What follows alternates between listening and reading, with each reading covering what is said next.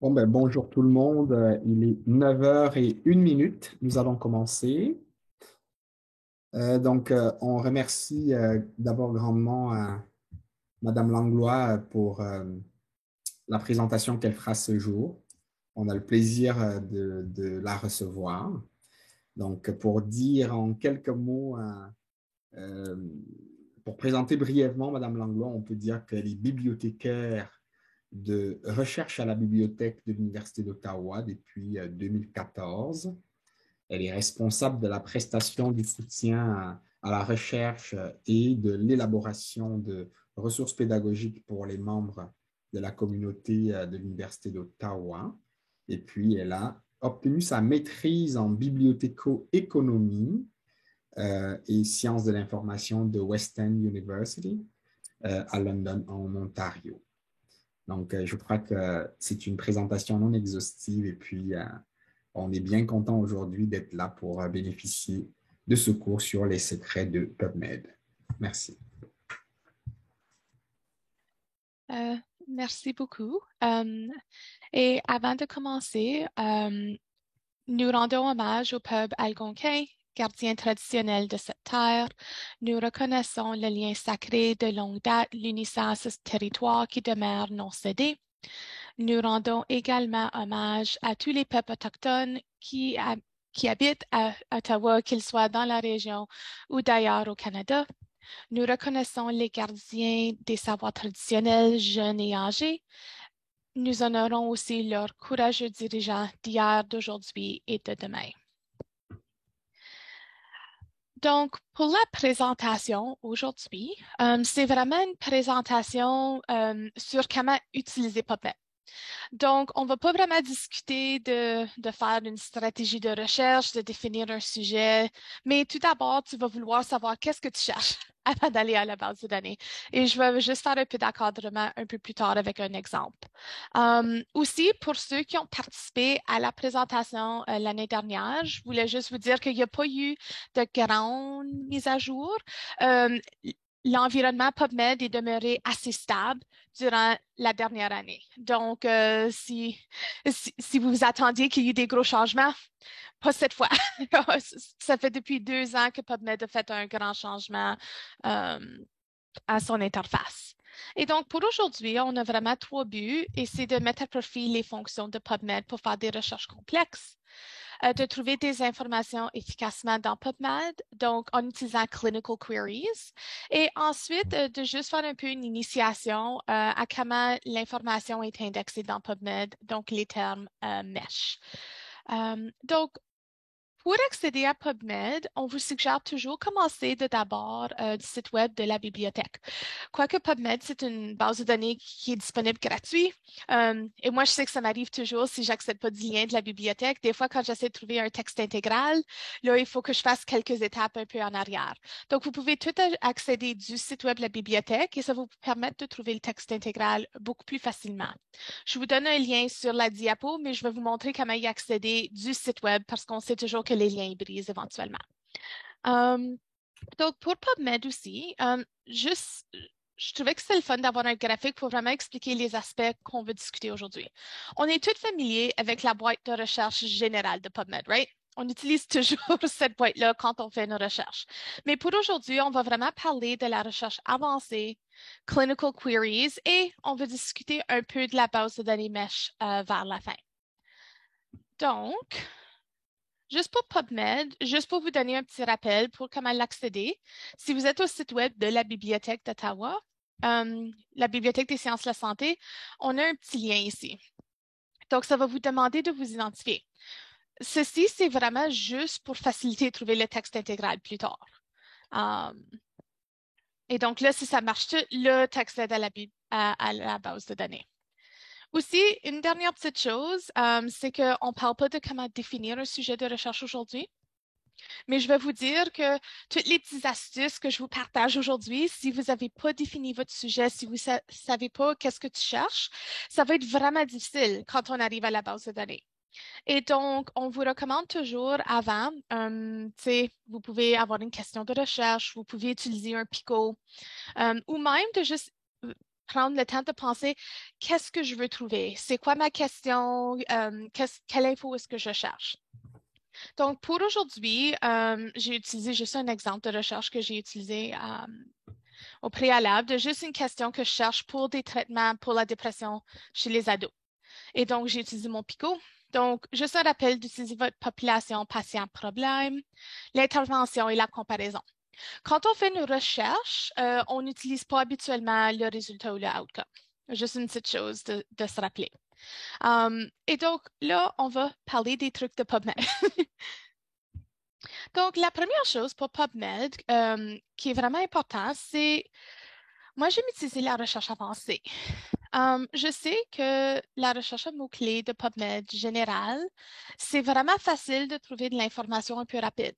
Mais une chose de savoir comment est-ce que la recherche générale marche. On met nos mots-clés dans la boîte de recherche et après ça, PubMed nous retrouve des résultats. Mais qu'est-ce que PubMed fait en arrière, c'est que ça va faire un peu d'interprétation. Donc, basé sur mes termes de recherche, mon orthographe, PubMed va essayer de décortiquer qu'est-ce que je veux trouver. Dans certains cas, une interprétation, c'est le fun, right? Parce que j'ai pas besoin de tout mettre dans la boîte. Je me dis que j'ai pas besoin d'utiliser le document pour la stratégie de recherche et je peux trouver de l'info. Mais dans certains cas, un des défis avec des interprétations, c'est que des fois, la base de données interprète pas bien. Donc, on sait qu'il n'y a rien de parfait quand on fait de la recherche. Et souvent, si tu veux vraiment faire une recherche efficace, de prendre le temps de bien définir qu'est-ce que tu cherches et d'utiliser la recherche avancée, ça vous permet d'avoir un peu plus de contrôle sur qu'est-ce que tu cherches. Moi, j'utilise la recherche simple de PubMed quand j'essaie d'avoir un aperçu rapide sur un sujet. Je me fais inviter à rencontrer un étudiant ou un chercheur sur un sujet. Je suis un peu moins familière. J'utilise ça un peu pour me commencer.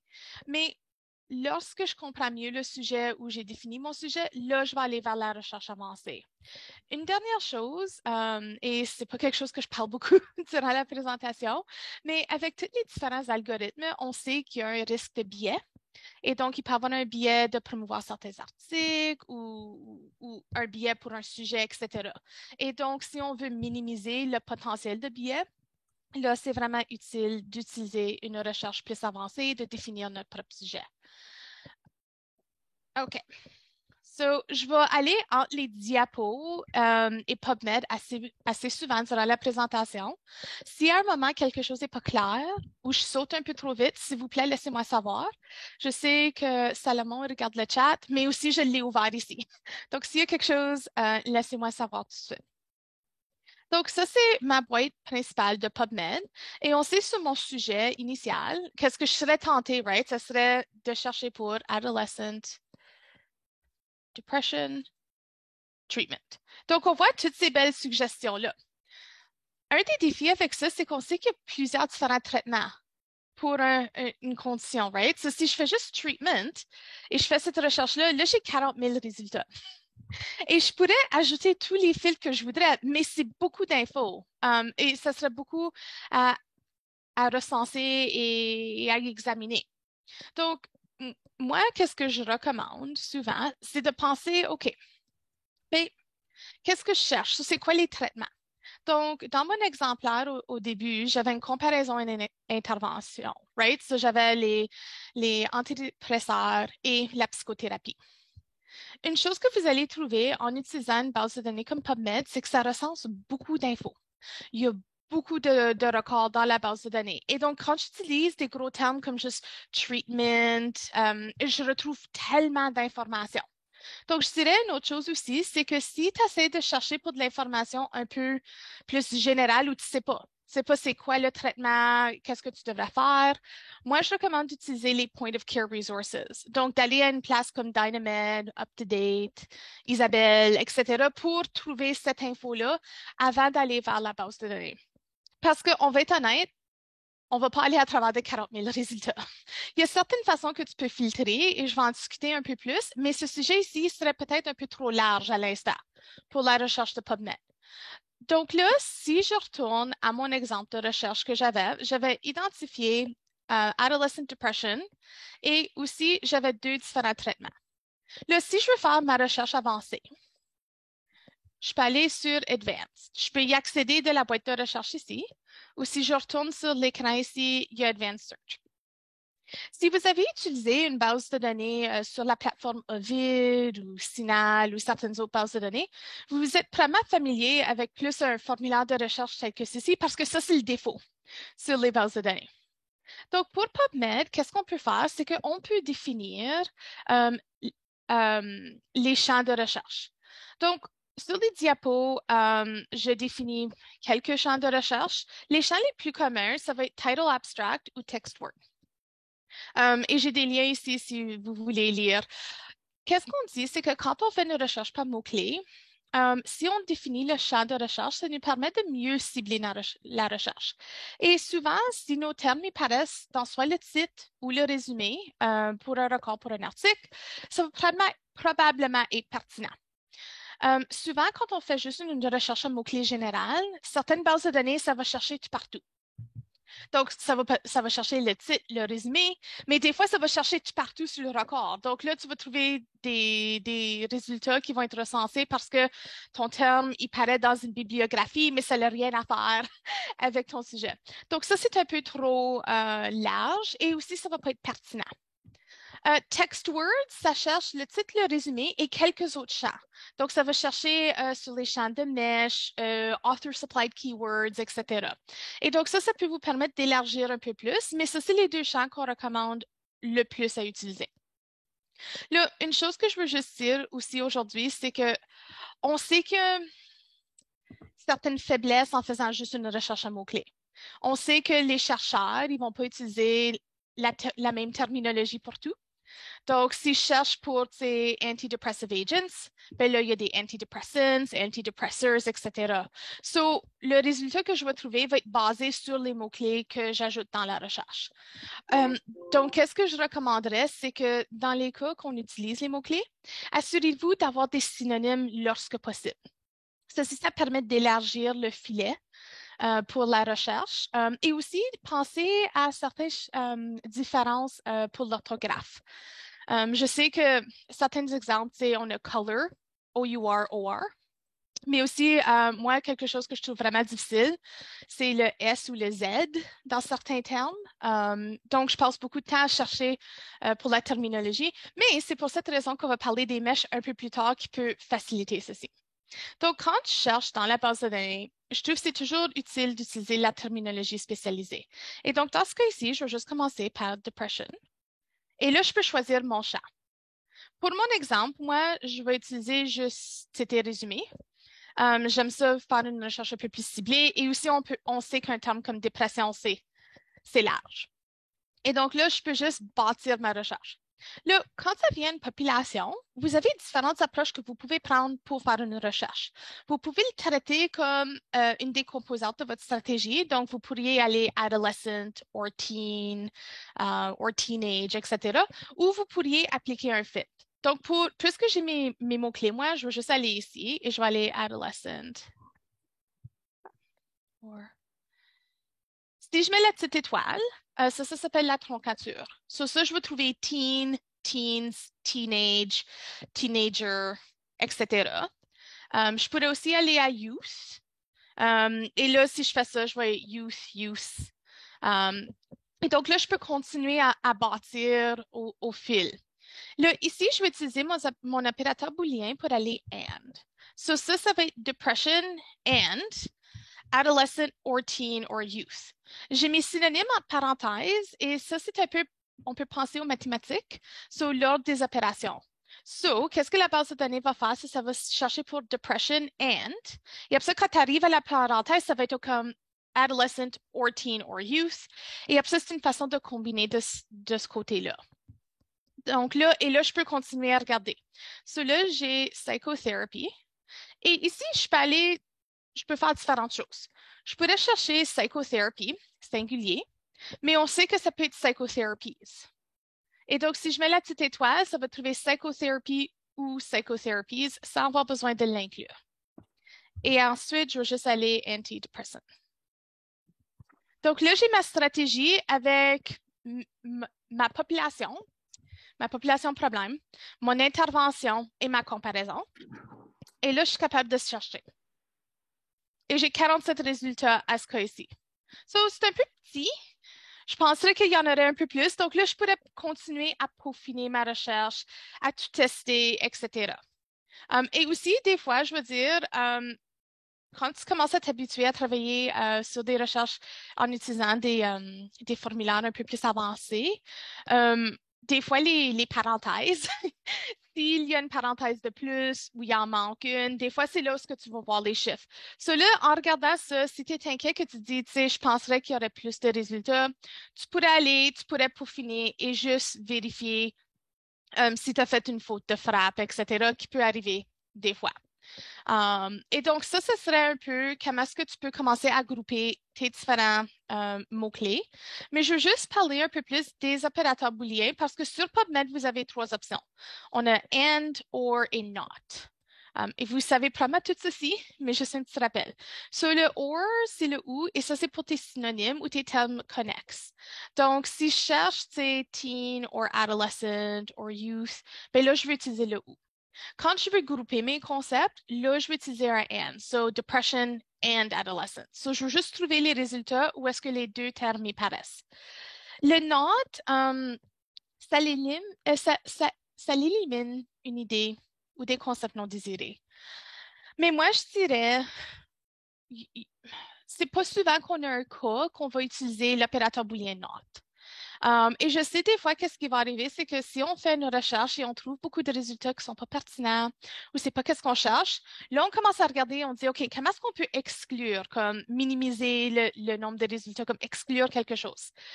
Moi, je dirais, avant d'utiliser l'opérateur not, va voir ton sujet de recherche, regarde les termes que tu utilises et souvent, il y a des différentes façons d'exclure des résultats qui ne sont pas pertinents. Peut-être qu'on utilise un terme qui est juste pas approprié dans un cas.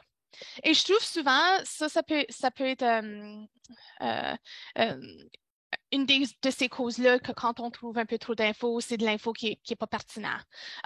Aussi, quand on utilise not, on risque d'introduire un biais. Une chose qu'on pense, que vous le savez probablement, mais je sais que tu te rappelles, c'est que si je ferais la recherche depression, not anxiety. Si je dis not anxiety, ben, on sait qu'il y a certains résultats qui vont parler de depression and anxiety, mais quand je fais le not, ça ne va pas exclure basé sur comment important le terme est pour ma recherche, right? Ça se peut que j'ai un article que le focus, c'est plus la dépression, mais dans le résumé, ça mentionne le terme anxiété et là, ça va être exclu. Donc, si jamais vous faites la recherche et vous avez quelques difficultés, vous pouvez toujours m'envoyer un courriel à moi aussi. Et souvent, c'est un bon moment de discuter avec la bibliothécaire de pourquoi est-ce que quelque chose arrive ou je ne trouve pas qu'est-ce que je cherche.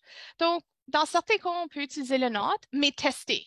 Donc, si vous décidez d'exclure un terme ou un concept, faites beaucoup de testages pour assurer qu'il n'y a pas une conséquence inattendue qui peut avoir lieu. Donc, on a parlé de la troncature, mais ceci, c'est juste des petits rappels. Donc, pour les bases de données, si je n'utilise pas un symbole de troncature, souvent, ils ne vont pas dire, ah, tu sais, tu cherchais pour Canada, Canadien, Canadienne, Canadians. Donc, en cherchant pour la troncature ici, qu'est-ce que je fais, c'est que je n'ai pas besoin d'insérer toutes les variations du terme. Donc, ça, c'est vraiment utile parce que pour certaines bases de données ou quand on utilise la recherche avancée dans PubMed, il ne va pas avoir aucune interprétation pour chercher pour les variations. Une autre chose dans PubMed qui est souvent important, c'est d'utiliser les guillemets. Donc, pour PubMed, si on fait une recherche pour activité physique en guillemets, ça va renvoyer la phrase exacte. Mais si je n'ai pas de guillemets, qu'est-ce que la base de données va faire? C'est que ça va renvoyer la phrase exacte, mais aussi ça va envoyer des résultats où est-ce que le terme activité and physique y paraissent. Donc, ça se peut qu'ils vont être, si c'est la phrase exacte, les deux termes sont un à côté de l'autre. Mais dans certains cas, ça se peut que je vais avoir le terme physical activity, so physical et activity qui ont plusieurs termes entre les deux. Donc, ça, c'est moins pertinent. Donc, dans PubMed, tu veux utiliser les guillemets pour essayer de mieux cibler la recherche.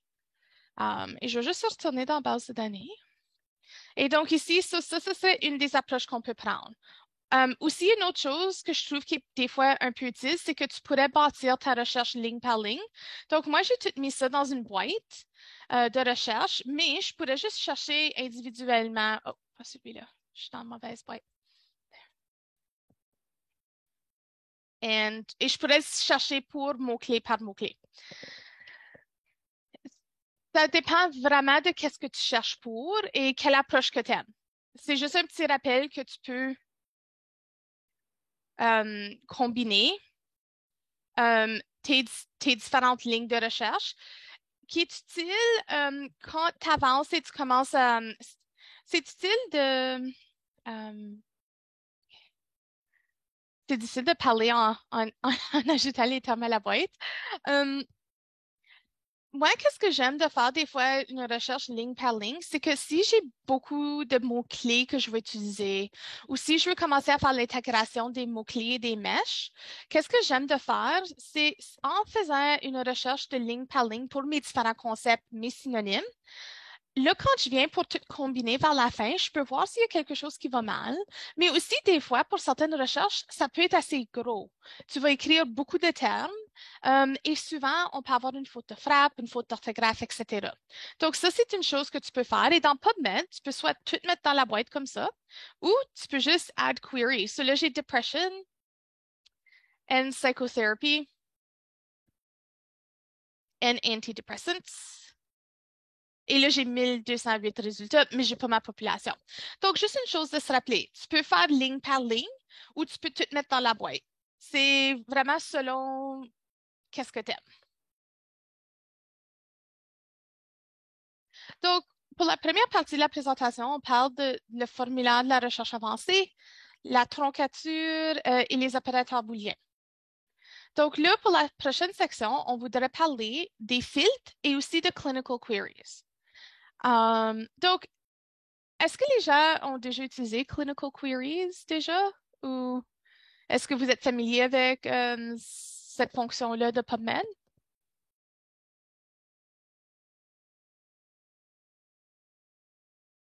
Probablement que non, puisque tout le monde est assez silencieux. OK, so, la raison que je parle, non, j'avais utilisé, parfait. Donc, la raison que je commence par parler des filtres et après ça, Clinical Queries, c'est que les Clinical Queries, on va y revenir, mais c'est vraiment des filtres qui ont été créés par PubMed. Donc, pour les filtres de recherche, les filtres de recherche sont utiles à vous permettre de filtrer et de vraiment mieux cibler votre recherche. Il y a certains filtres qui sont vraiment communs, donc le format, le type de publication, la langue. Des fois, les gens ils vont dire comme la date. Une chose à noter, c'est utiliser jamais text availability comme votre filtre. Ça, c'est vraiment un filtre que si quelqu'un n'est pas affilié avec une institution académique, ils sont peut-être limités à trouver le texte intégral. Donc là, ils vont dire comme, oh, je veux juste trouver qu'est-ce qu'est le texte intégral. Limitez jamais pour trouver qu'est-ce qu'est le texte intégral dans PubMed parce que tu vas seulement trouver des articles libre accès. Et nous, à la bibliothèque, on a plusieurs différents abonnements. Et donc, si tu l'as accédé du site web de la bibliothèque, et je vais te montrer ça bientôt, tu vas avoir un bouton afficher Get It pour chercher nos collections pour voir si on a le texte intégral. Et si on n'a pas le texte intégral d'un article, vous pouvez faire une demande pour le PED. Donc, on dit toujours de ne pas limiter à full text availability. Là, pour mon exemplaire ici, j'ai pas mis ma population et c'est juste des adolescents. Donc, si je veux voir les différents filtres, on sait que les filtres sont tout à gauche. Donc, ici, c'est le free full text ou full text. Ça, on va ignorer ça. Et aussi abstract, pas vraiment nécessaire. Article type. Donc, disons que je retourne à mon exemple initial où est-ce que j'ai juste fait une recherche pour depression treatment. Et on voit qu'on a 40 000 résultats. C'est un peu trop de résultats, ça. Je pourrais commencer par filtrer selon juste une revue systématique. Et donc, si j'ai pas beaucoup d'infos encore, peut-être de trouver une revue systématique sur le traitement de la dépression chez les ados. Ça pourrait être une bonne approche à prendre. Publication date. Donc, pour ça, on peut limiter selon la date de publication. Mais aussi, quand on limite selon la date de publication, faites toujours un peu attention et pensez pourquoi. Est-ce que c'est j'ai trouvé une revue systématique qui a été publiée en 2012 et donc là, je veux juste voir qu'est-ce qui a été publié entre la revue systématique et présent? OK, ça fait du sens. Mais pour certains sujets, si je dis juste comme, tu sais, les dernières 5 années, peut-être que je vais manquer quelque chose d'important. Donc, c'est vraiment juste de penser de la meilleure approche selon le sujet. Là, on voit qu'il manque beaucoup de filtres. Si tu vas sur Additional Filters, là, tu peux commencer à ajouter d'autres différents filtres. Donc, vraiment pas pour aujourd'hui, mais si jamais tu fais de la recherche tu veux juste des études avec les autres animaux, pas les humains, il y a des filtres comme ça. Vous pouvez ajouter des filtres pour la langue. Et donc là, ici, j'ai English, j'ai French, selon le sexe. Et moi aussi, je veux juste les ados. Donc, dans PubMed, on peut chercher la population soit par mot-clé ou appliquer un filtre. Là, aujourd'hui, ce n'est pas une session sur comment chercher pour une revue systématique ou une revue de la portée. Pour ça, c'est l'approche différente. Mais quand je cherche juste des articles, je fais une recherche, une revue de la littérature assez rapide. J'ai juste besoin d'un aperçu. Je fais quelque chose. J'ai juste besoin de chercher quelque chose. Appliquer un filtre pour la population, les âges, ça peut être utile. Si tu fais quelque chose qui est systématique, là, ça, c'est complètement différent et il faudrait que tu travailles à développer la stratégie de recherche pour cette composante-là. Et ici, on va voir que, tu sais, on a adolescent, 13 à 18, et ça vous permet aussi de penser à comment que la littérature considère certaines choses. Je sais des fois, en travaillant sur certains projets de recherche, les gens ils vont dire, ben, tu sais, je veux que les gens juste 70 et plus. Et là, tu dis, ben, on ne peut pas juste faire ça dans la base de données parce que c'est pas comme ça que ça marche.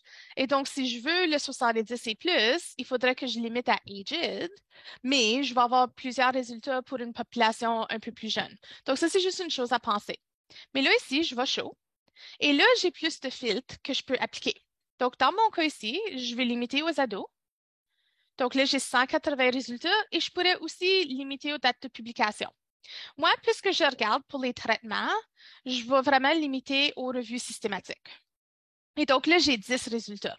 Donc ça, c'est vraiment une façon de limiter de petit à petit. Une chose à se rappeler avec PubMed, c'est qu'une fois que j'applique un filtre, le filtre, il demeure durant ma session en entier. Donc, si je fais ma recherche sur, depression treatments in adolescents, mais après ça, je veux juste avoir plus d'infos sur des antidépresseurs ou je veux des articles sur les aspects chimiques des antidépresseurs.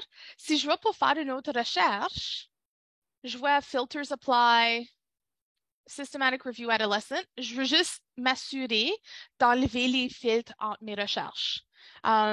Et des fois, qu'est-ce qu'il va faire? Pour la session de PubMed, ça reste ouvert assez longtemps, des fois, je trouve. So, tu vas faire une recherche le matin et après ça, l'après-midi, tu vas retourner.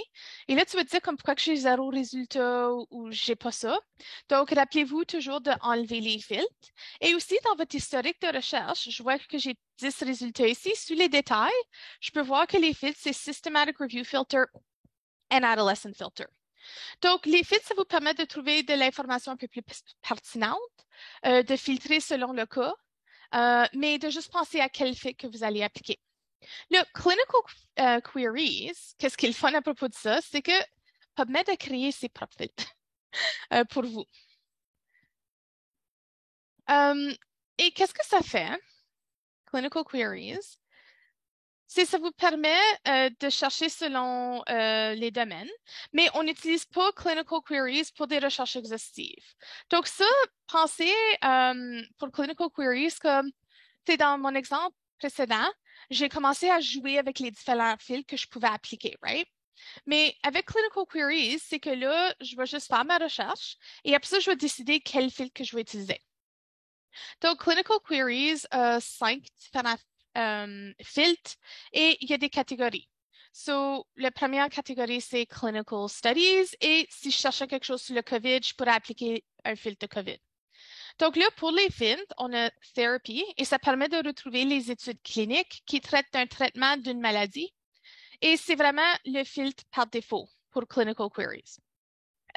Diagnosis, ça permet de récupérer les études cliniques qui traitent du diagnostic des maladies et ensuite tu vas avoir Etiology, Prognosis and Clinical Prediction Guides.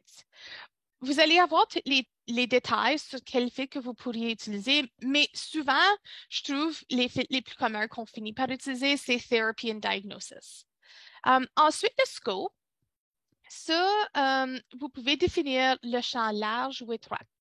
So, large, ça va inclure les articles pertinents, mais probablement certains vont être moins pertinents à vous, tandis que étroit, ça inclut les articles plus précis, mais il va y avoir moins d'articles récupérés. Je trouve que mon sujet de Adolescent Depression Treatment, probablement faire une recherche plus étroite, ça va être plus utile, mais là, je peux commencer à chercher treatment. Et là, j'avais broad. Cela, on a 18 000 résultats. Et comparé à ma recherche initiale, qui était plus de 40 000, 18 000, c'est encore mieux. Mais là, si je vais narrow, là, j'ai 5 000. Et si je vais et je dis See all results in PubMed, là, je peux voir le filtre. Et ceci, c'est vraiment tout un filtre qui a été créé par PubMed ici. Et donc là, on voit Therapeutics, RCT, Trial, etc. Et donc, c'est vraiment un des outils qui est vraiment utile de trouver de l'information assez rapidement. Oui, il y a beaucoup de résultats, mais ensuite, tu peux appliquer d'autres filtres. Donc, dans ce cas ici, je pourrais regarder dans les 10 dernières années, English, French, et là, je suis à 2900. Donc, Clinical Queries, je trouve que ça peut être vraiment facile, ça peut être utile si je commence et je cherche. Je veux voir c'est quoi les thérapies. J'ai besoin d'un peu d'infos peut-être à aider avec le diagnostic. Et c'est des filtres qui ont été développés chez PubMed par les experts. Mais si je fais une recherche exhaustive de la littérature, j'utiliserai pas Clinical Queries. Clinical Queries, c'est un peu, je trouve, ça marche un peu plus comme un point of care. Tu sais, on sait qu'il y a certains cliniciens ou certaines institutions peut-être qui n'ont pas un accès à un outil comme Dynamed, Isabelle ou CPS. Et donc là, c'est assez vraiment de trouver de l'info avec les outils qui sont disponibles.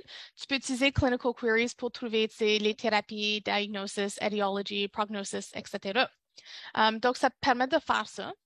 Mais aussi, d'un autre côté, si je veux juste trouver les RCT rapidement, ben là, je peux utiliser Therapy parce qu'il va faire cette recherche-là. Donc, ça te permet de trouver de l'information de façon rapide en utilisant un filtre qui a été développé et testé par PubMed. Mais de l'autre côté, si je fais une recherche exhaustive, je ne vais pas vraiment utiliser les clinical queries pour trouver ces infos.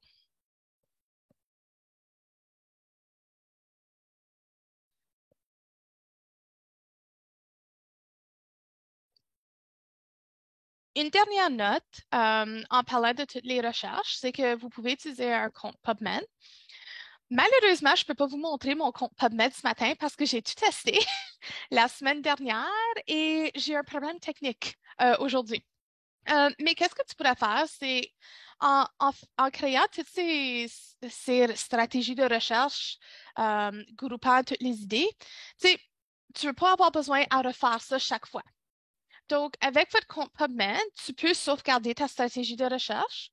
Tu peux aussi créer des alertes de recherche.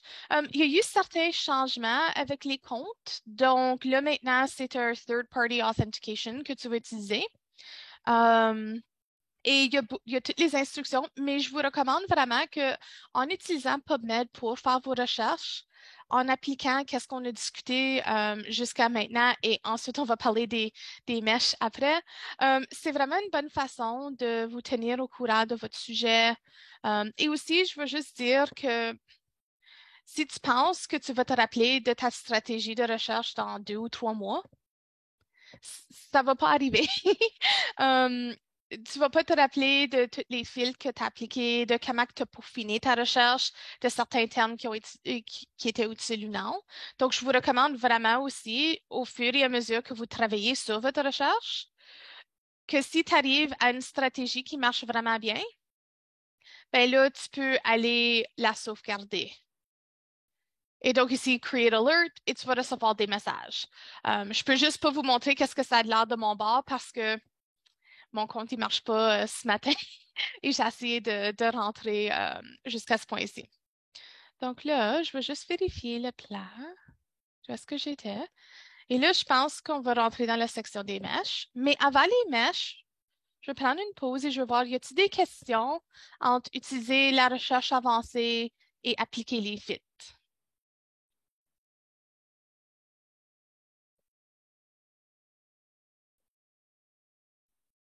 Pas de questions dans le chat non plus. OK, so là, on va parler des mèches.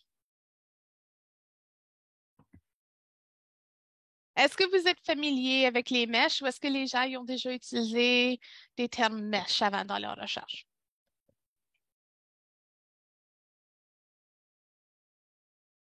OK. Quand ça vient à faire une revue de la littérature en utilisant un outil comme PubMed, oui, merci Dominique. Euh, c'est, on a parlé de certaines des, Ovid Medline. OK, c'est là, Nicolas, il peut peut-être nous enseigner comment utiliser les mèches. C'est juste une blague. Donc, quand on utilise les mèches, on a parlé qu'avec les mots-clés, c'est pas toujours efficace parce qu'on a besoin d'avoir plusieurs synonymes, on a besoin de connaître les variations d'orthographe, etc. Donc, là, pour les mèches, ça peut vous aider à comprendre comment que les articles sont indexés, mais aussi comment les intégrer pour faire une recherche plus efficace. Donc, un mesh, c'est vraiment une vedette matière. Et le mesh, c'est un Medical Subject Headings et c'est utilisé par PubMed et Medline. Les différentes bases de données, ils vont appeler leur vedette matière quelque chose de différent. Donc, si jamais tu utilises une base de données comme Embase, ça va être le M-Tree. Pour Signal, ils ont leur propre vedette matière. Mais pas toutes les bases de données ont une vedette matière. Et c'est un vocabulaire contrôlé qui peut être utilisé comme thésaurus. Donc, pourquoi est-ce que les mèches sont importants? Ben, ils sont utilisés pour décrire le contenu par sujet des articles dans PubMed. Et donc, ça vous permet de chercher par sujet. Donc, qu'est-ce que je veux dire? C'est que quand on fait une recherche par mots-clés, les résultats qu'on va trouver qui sont recensés, c'est relié aux mots-clés. Donc là, si je cherche pour depression, psychotherapy, adolescent, ben, je vais juste trouver des articles où est-ce que ces mots-clés-là ils paraissent dans le titre ou le résumé.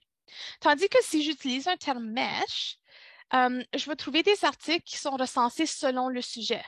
Donc, si un article, ça dit Depression and Anxiety in Adolescence, mais le sujet plus ciblé, ça va être l'anxiété, ben, avec les mèches, ça va me dire, ça me donne une idée de c'est quoi le sujet majeur, le sujet approprié pour cet article-là. Là, certains mèches, ils sont organisés de façon hiérarchie. Et moi, je trouve que quand on fait une recherche, de trouver des articles selon le sujet, c'est beaucoup plus efficace que juste chercher par mots-clés. Là, une chose de se rappeler, c'est que pour les mèches, puisque ça regarde au sujet de l'article, les gens qui font l'indexation, ils ont besoin de lire l'article au complet.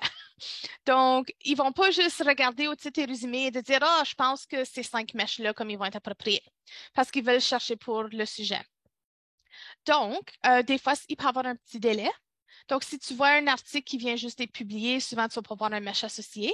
Mais, et ça, c'est une des nouveautés cette année, PubMed, so the National Library of Medicine, se sont beaucoup rattrapés pour l'indexation.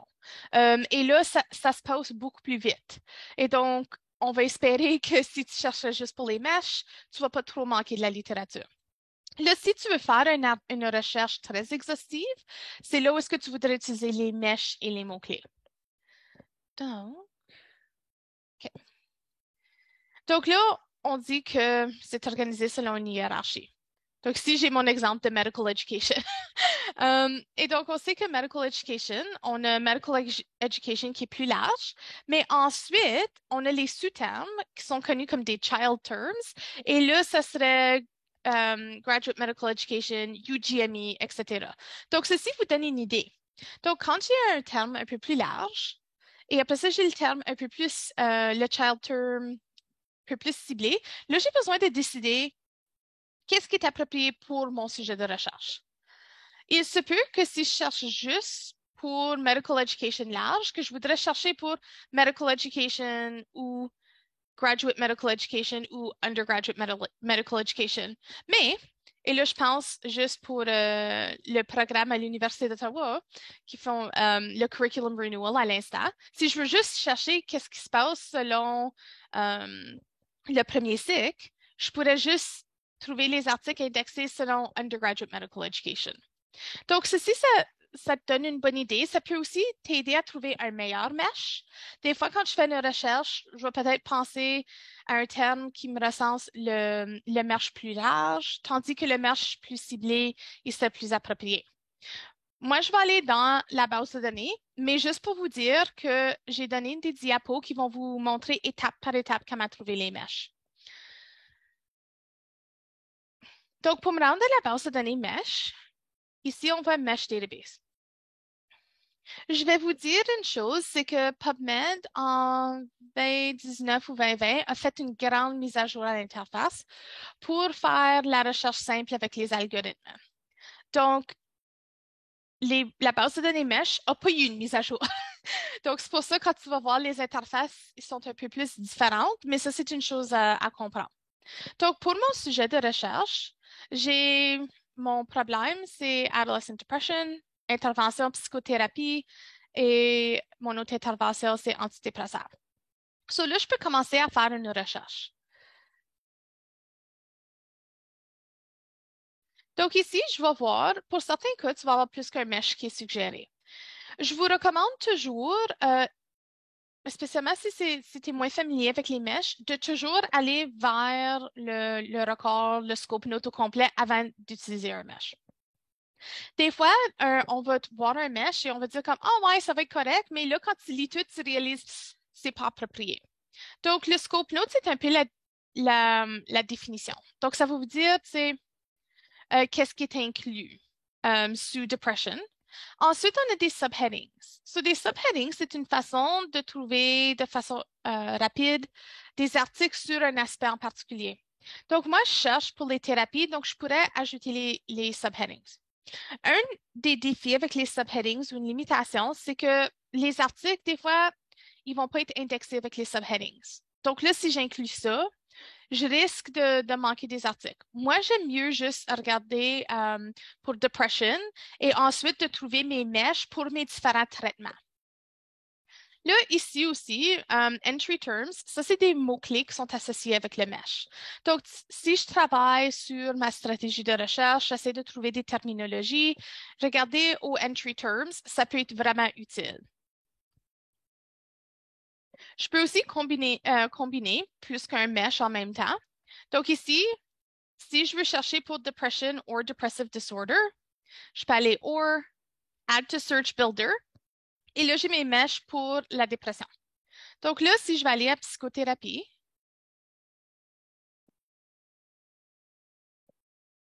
ensuite, je vais aller vérifier encore. Ça, je vois le scope note, les entry terms. Aussi, pour certains meshs, tu vas voir la date qui ont été introduits. Pour certains traitements, ça, c'est vraiment important parce que une autre chose que j'ai oublié de mentionner, c'est que, tu sais, pour les vedettes matières, ça peut prendre du temps qu'il y ait des nouveaux termes qui sont introduits. Et donc, si je cherche pour un traitement particulier, ça se peut que le mesh a seulement été introduit en 2019, mais avant, c'était indexé sous un terme plus large. Donc, c'est toujours utile de vérifier. Moi, j'aime ça montrer le mesh psychothérapie parce qu'on voit toutes les différentes thérapies qui sont incluses. Donc, pour moi, pour ma recherche, je cherchais juste pour psychothérapie comme générale, mais peut-être que je voudrais plus chercher pour cognitive behavior therapy. Peut-être ça, c'est qu'est-ce que je cherchais. Et donc là, je peux cliquer dessus et je peux ajouter cognitive behavior therapy. Et là, je vois les différents entry terms et les autres termes qui sont associés. Mais si c'est pas ça, qu'est-ce que je cherchais, si j'examine un terme plus précis, un child term, et je dis non, tu sais quoi, psychothérapie, c'est mieux, je peux facilement renaviguer vers psychothérapie. Et je garde mon info ici. Et donc là, je vais ajouter un and, so depression or depressive disorder and psychotherapy. Et là, je veux mes antidépresseurs.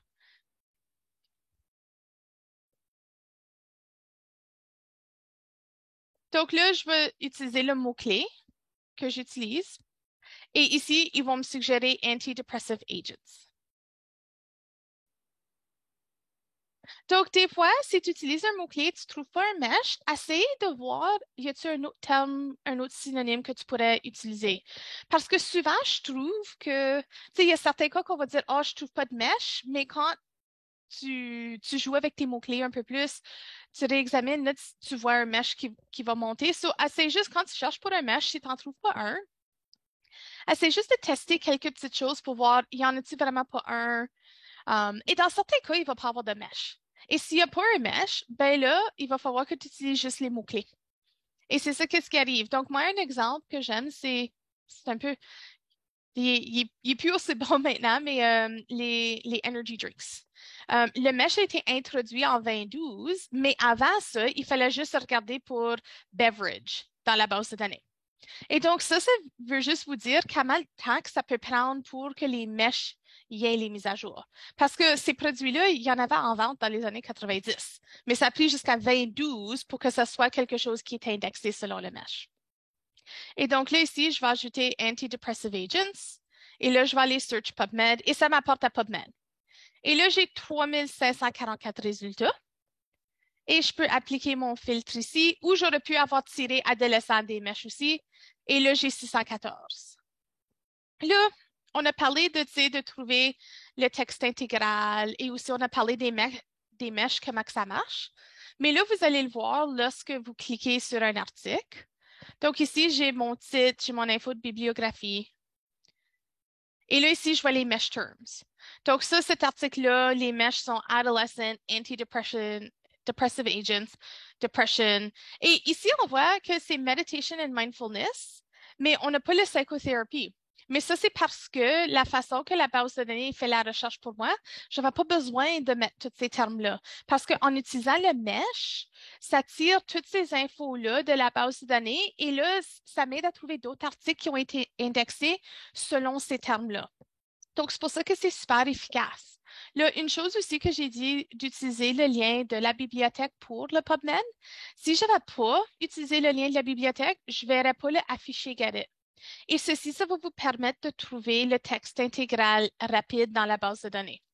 Donc là, qu'est-ce que tu vas te faire? Tu vas te faire demander pour faire ton login à la bibliothèque. Et dans ce cas-ci, on n'a pas le texte intégral. Mais là, vous pouvez faire la demande par un PEB. Et donc, un prêt en bibliothèque, c'est quand on va faire une demande pour emprunter quelque chose qu'on n'a pas dans nos collections d'une autre bibliothèque. Pour les articles, souvent, tu vas les recevoir par PDF dans ton courriel et c'est assez rapide. Donc, ça, c'est une chose de se rappeler que si j'accède du site web de la bibliothèque, je peux aussi trouver le texte intégral de façon efficace.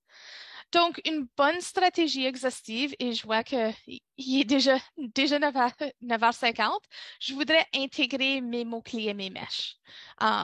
Et je vais juste faire un clear all ici. Et donc ici, je vois ma stratégie que j'ai psychotherapy mesh, mais qu'est-ce que je pourrais faire? C'est que si je ferais juste la recherche psychotherapy, mesh terms, je vais juste vous montrer que si je l'avais fait ligne par ligne, là, ici, je pourrais aller add to query, psychotherapy mesh terms. Et après ça, j'avais mon psychotherapy title abstract. Et donc là, je chercherais pour les articles qui sont indexés selon le mesh psychotherapy ou le mot-clé psychotherapy title abstract.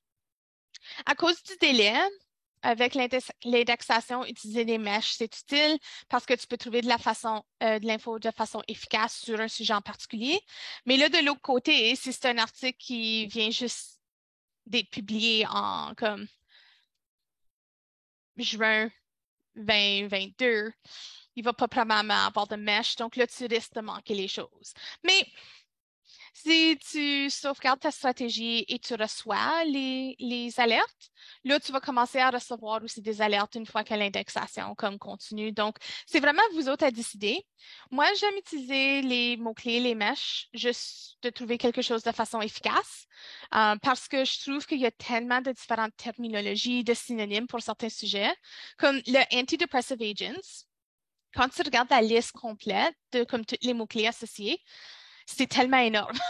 Donc, c'est une façon vraiment efficace de trouver les infos en utilisant les termes mesh. Mais si tu veux être exhaustif, tu voudrais avoir quelques synonymes, quelques mots-clés ou quelques mèches, comme les combiner ensemble, juste pour élargir ton filet pour trouver de l'info. Donc, est-ce qu'on a des questions pour les mèches ici? Je sais qu'on a quelques experts qui ont déjà utilisé les mèches. Je trouve que le plus que tu utilises les termes mesh, le plus que tu deviens familier avec les langages d'indexation. Et aussi, quand tu commences à faire de la recherche pour d'autres sujets, tu commences à être habitué à la terminologie, que c'est plus facile à l'intégrer au fur et à mesure. Mais je dirais juste que je ne vais pas vous dire quelle approche est meilleure l'une de l'autre.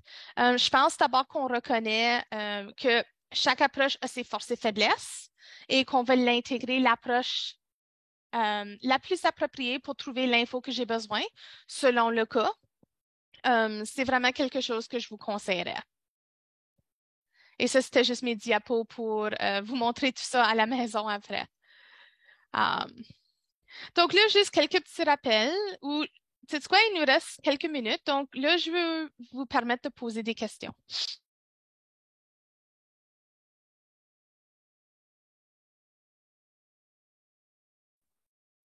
Merci, Nigel, c'est très clair pour moi. Juste rappeler aux autres que j'ai mis le lien pour évaluer la séance dans le clavartage. Merci.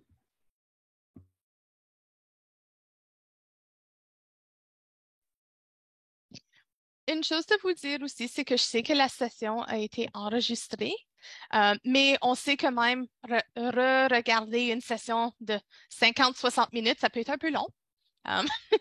Et donc, pour ça, on a des vidéos. Sur les diapos, vous allez trouver des liens vers des petites vidéos qui ont été créées pour certaines étapes, la recherche simple, la recherche avancée, les mèches, etc. Et donc, vous avez toutes ces ressources-là. Et aussi, moi, je suis disponible pour vous rencontrer et pour vous aider. Et donc, si vous avez des questions de recherche ou tu commences à faire une recherche et tu te dis, tu sais quoi, je ne sais pas si c'est exhaustif ou je ne trouve pas qu'est-ce que je voudrais trouver, vous pouvez toujours m'envoyer un courriel aussi. Je regarde juste le chat. Oh, merci. Aussi, je sais que vous allez probablement commencer à travailler sur des projets de recherche. Vous pouvez prendre un rendez-vous ou vous pouvez soumettre vos questions en ligne. On utilise un outil pour prendre un rendez-vous. Donc, si jamais vous allez vers le calendrier et je ne suis pas disponible, envoyez-moi toujours un message. Des fois, il y a d'autres choses qui prennent la place ou des fois, je cherche une disponibilité que je n'ai pas nécessairement mis dans mon calendrier. Donc, si jamais vous avez besoin de vous rencontrer, mais tu ne trouves pas quelque chose dans mon calendrier, s'il vous plaît, envoie-moi un message. Je suis vraiment contente de tout accommoder. Oui, les diapos, ils vont être partagés après la session.